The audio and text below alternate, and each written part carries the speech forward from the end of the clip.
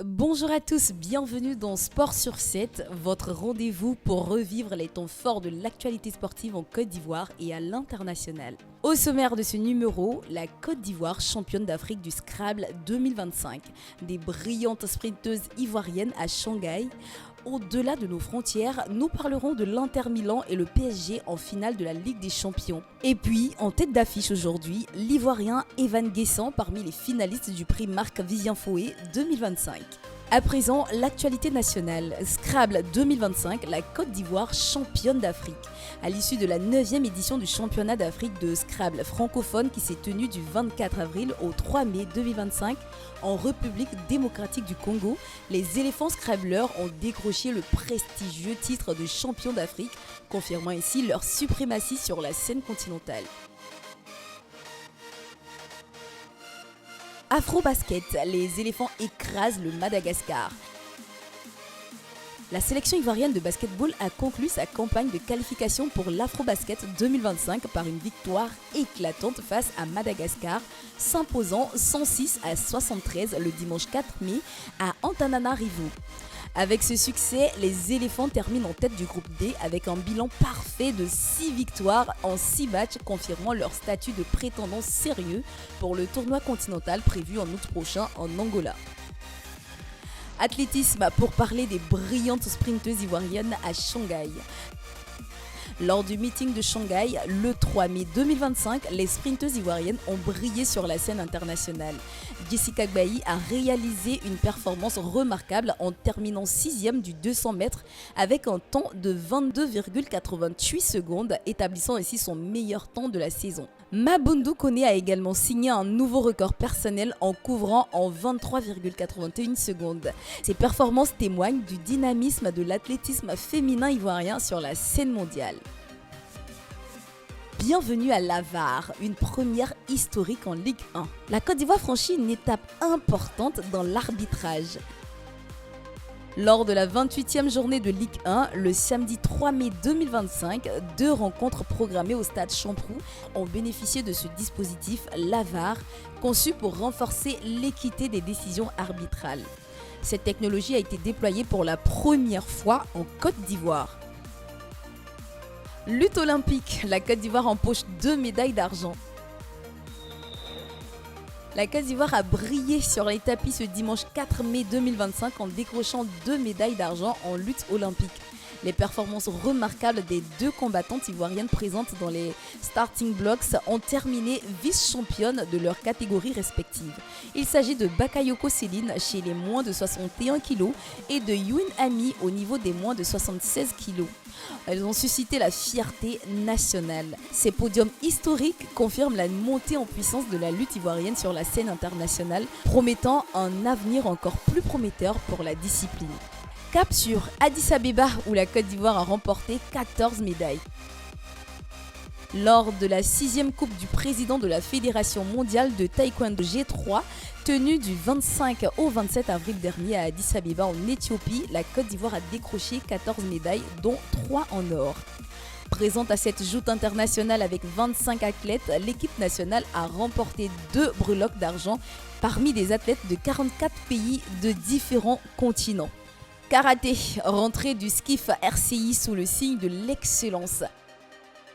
La rentrée solennelle de la section ivoirienne du Skotokan Karaté International Fédération s'est tenue le samedi 3 mai 2025 dans la commune de Yopougon. Place à l'actualité internationale maintenant. L'Inter Milan connaît désormais son adversaire en finale de la Ligue des Champions, le Paris Saint-Germain. Qualifiés respectivement mardi 6 et mercredi 7 mai dernier à l'issue des matchs aller-retour intenses, les 2 équipes s'affronteront le 31 mai prochain au mythique Allianz Arena à Munich en Allemagne. Une finale qui verra s'opposer le Paris Saint-Germain en quête d'un premier sacre européen à un Inter Milan ambitieux. Une rencontre à ne surtout pas manquer. Le Real Madrid a dominé le Celta Vigo pour le plus grand bonheur de ses supporters. Le Real Madrid a confirmé sa forme actuelle en remportant une victoire convaincante contre le Celta Vigo au Santiago Bernabéu ce 4 mai 2025 dans le cadre de la 34e journée de la Liga. Les Merengues se sont imposés sur le score de 3-1, consolidant ainsi leur place dans le top 3 du championnat. En NBA, les Golden State Warriors ont dominé les Houston Rockets 103-89 ce dimanche 4 mai lors du match 7 de leur série de playoffs et se sont qualifiés pour les demi-finales de la conférence Ouest face à Minnesota. What a finish! Oh my goodness! Athlétisme à 200 mètres, le jeune Gougou impressionne. Lors du meeting régional en Afrique de l'Est, le jeune sprinter soudanais Gougou a réalisé la meilleure performance mondiale de l'année sur 200 mètres en signant un chrono exceptionnel de 20 secondes et 5 centièmes. À seulement 19 ans, cet athlète est déjà comparé à de grandes légendes comme Michael Johnson. En route pour le marathon de Sydney. Et oui, la légende kenyane Eliud Kipchoge a annoncé sa participation au marathon de Sydney prévu pour octobre 2025. En effet, icône du marathon à 40 ans, Eliud Kipchoge a confirmé sa participation à l'événement Sydney TCS, désormais intégré au Abbott World Marathon Major. Le double champion olympique rêve ainsi de devenir le premier athlète à gagner un marathon sur 5 continents. Evan Guessant, Habib Diarra et Achraf Hakimi sont les 3 à prétendre au titre de meilleur joueur africain de l'année en Ligue 1. Notons que l'Ivoirien Evan Guessant est auteur de 11 buts et 6 passes décisives en 31 rencontres.